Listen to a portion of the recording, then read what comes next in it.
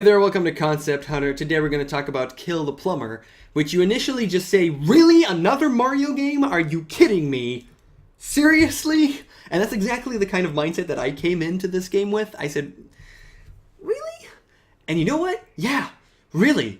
Because this is really good. It is done really good. I honestly can say that I really enjoyed this game.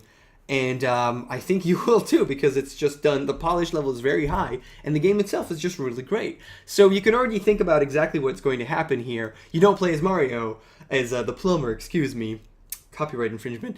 You don't play as the plumber, you play as everything else that tries to kill the plumber. And if we actually click play and we go over to World 1, we'll see that we get the standard comics that we're so familiar with. Sire, a maniac is in our kingdom, what? Send the troops. So this is Mario. Go the lagoon, get near him and kill him. Move sideways with A and D or the arrow keys. So we move forward, we immediately get to see the timer that is the 3 stars, and if I'm just below him, he's gonna bump my head and kill me, like the basic Mario mechanics that you're so familiar with. But if I let him jump and then, oh, well, that's me screwing up. But if I let him jump and actually get into him while he's on the ground, then he dies, like Mario, right? It works very well, and you start out with a couple of these. In this case, I have to just fall on top of him, and I missed, so he's going to kill me. I'm just going to have to... Oh my god, really? Oh, there you go. Actually, it worked out. It worked out fine. And the progression comes from, first of all, different objectives. In this one, I just have to survive, which, you know, basically just means keep moving, and you'll be fine. But later on, we do actually get different types of mechanics. In this one, for example, I have to do something a little bit different. I have to make him jump and fall off the side. And you'll notice that what I'm really doing here, I'm way slower. I'm the enemy, so I'm way slower than the player, but he's not actually a player. He's a script, and he has a very scripted behavior that you just have to figure out, and that way get the better of him. Later on, you do actually get, you know, different types of enemies. In this case, he can't jump on top of me. I just have to get in his way. And this is a tutorial level that doesn't really... It's not really a tutorial level. I mean, there is a writing at the top, but you could barely see it here. Use your head. That joke never gets old. But you immediately understand what to do because you're so familiar with Mario. In this one, clearly, just walking up to him won't work because I'm so slow. But if he goes up to the edge, he won't be able to dodge me, and then he dies. And the progression here... that we keep having very interesting levels. In this one, it seems a little bit more intricate, but it's not really that difficult to understand that in this small area, jumping won't be enough for him, and I'll be able to kill him. In the exact same manner that you die when you actually play Mario games. That's like, that has gotten you in Mario games so many times before, and I love seeing the inspiration here brought out in a different way that, you know, that you haven't maybe seen before. On top of that, there are actually levels that are really difficult, like this one, for example, where, there you go, he got me, and you just have to figure out how the scripted behavior works and how to get him. In this case, once he falls off the ledge to the right side, he can't really do anything but keep on going, and then he falls on top of me. Instead of if I was on the ledge, he'll just jump over me. So it's just, it's kind of not really execution-based, but more so a puzzle that you just have to understand the script that the player has.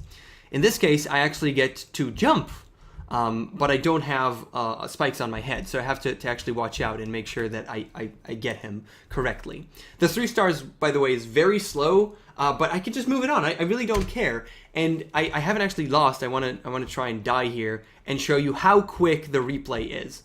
So in terms of polish in those aspects, they've done a perfect job. You just get right back into the action, and if you want to move on the levels, you don't have to wait for this score, which means absolutely nothing to me, or these stars, which means absolutely nothing to me, but you can just move forward. The stars actually, if you get all of the stars on all 30 levels, you actually unlock the lost levels, which are way harder, and I haven't actually gotten my hands on them too much, but I'm assuming there's a lot more goodness in there.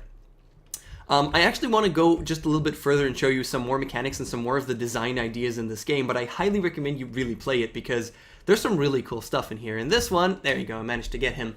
And the mechanics really do change a lot when you start thinking about completely different units that you're familiar with, like the ones that shoot the bullet bills, you know, and also the stompers, which we'll get to in a second. This level specifically is more like a race against the clock, and not really, or against the script, I guess, and not really, you don't have to think about what to do. It's very obvious, but you just have to execute properly and get there. So some of them are puzzles, some of them are execution based, and some of them are just, you know, completely different from everything you've done so far in this Stomper mechanic, where in this case he's going to stop here and wait for me to go down, and the last one I'm going to have to be exactly on time in order to get him. So it is understanding the script, but it's a completely different one. And this in here, I actually get to, oh there, I screwed up already. And here I get to do this. There you go. If I have to be fast enough and play this game where, you know, just keep on going until you get stuck, that you've seen in a million games before. But it's another mechanic that is very, very simple and basic, and it makes sense to you because you're so familiar with Mario. So I really enjoyed this game. I highly recommend you just keep on going because, like I said 15 times so far, progression and level design are wonderful in this. It is very highly polished, and I honestly don't think I have anything bad to say about this game. I don't think I liked it. I really liked it. It's called Kill the Plumber. It's sponsored by The Dojo. It's by Kaibol and Izzy A. And that's it. Thank you so much for watching, and I'll see you guys next time. Bye.